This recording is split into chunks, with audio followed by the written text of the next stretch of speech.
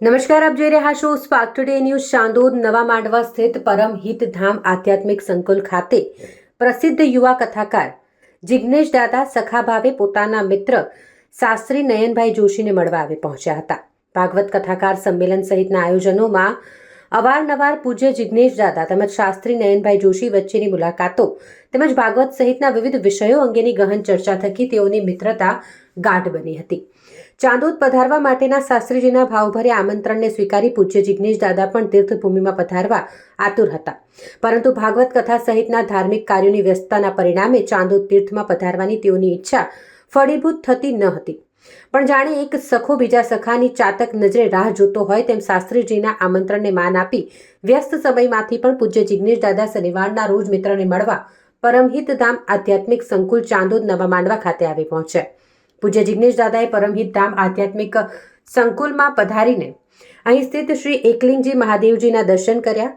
ગૌશાળા, યજ્ઞશાળા, સત્સંગ ભવન, પુસ્તકાલય સહિતના સંકુલમાં સ્થાપિત પ્રકલ્પોની મુલાકાત લઈ પોતાની પ્રસન્નતા વ્યક્ત કરી.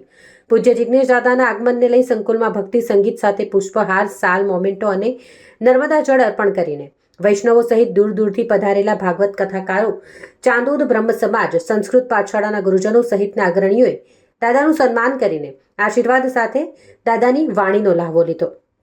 પૂજ્ય જિગ્નેશ દાદાએ પોતાની શ્રીમુખે માર્મિક વાણીથી ભાવિકોને ઉદ્બોધન કરતા કહ્યું કે ભગવાનને મેળવવા માટેનું આ જીવન છે, માટે પરમાત્માને રાજી કરી ચિંતન કરશો તો પરમાત્મા તમારી ચિંતા કરશે.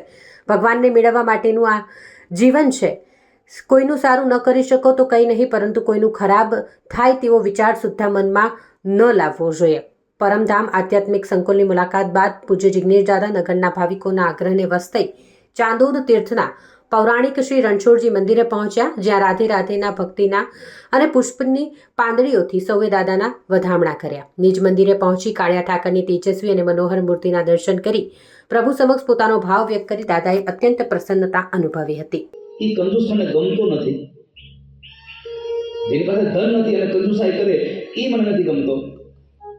પણ જેની પાસે ધન છે અને કંજૂસાઈ કરી તો કોઈ દિવસ નથી ગમતો મને. આવું એ હળી બબાઈના ગ્રંથોમાં લખતા. તો આપણને પ્રભુએ અહીંયા આટલું સુંદર ધામ નયનભાઈ બનાવ્યું. આપણને આ રમણીક ક્ષેત્ર મને ગમ્યું. આમ તો આ રમણીક ક્ષેત્રમાં આપણે આવીને આપણા જીવનું આત્યંતિક કલ્યાણ કરીએ. આ જીવ શ્વાસ અંદર લઈ જાય છે, એ બહાર કાઢશે કે નહીં એની ખબર નથી. બહાર કાઢ્યા પછી નવો શ્વાસ અંદર લઈ જશે કે નહીં એની ખબર નથી. આ આંખો ખુલી રહેશે કે બંધ થઈ જશે એની ખબર નથી. એટલે જન્મ લાભ પરહ પુંસામ અંતે નારાયણ સ્મૃતિ. ભગવાનનું સતત ભજન કરજો વાલા ભક્તજનો, એના સિવાય કશું કામ નહીં આવે. અને આ જે પરમહિત ધામ બની ગયું છે એમાં આપણે સૌએ, કૃષ્ણ તો નયનભાઈ છે, ગોવર્ધન કૃષ્ણ એવું પાડ્યો એમ કૃષ્ણ તો નયનભાઈ છે. આપણે ગોવળિયા ભરીને ખાલી લાકડી અડાડવાની છે. આપણે લાકડીનો ટેકો દેવાનો છે. બાકી આપણે તો યાદ રાખજો, કદાચ લાકડીનો ટેકો નહીં દઈએ ને તો ગોવર્ધન તો ઊભો રહેવાનો જ છે, એમાં સંશય જ નથી. પણ લાકડીનો ટેકો દેવું તો કણી થાય આ બધે મને સાથ આપ્યો.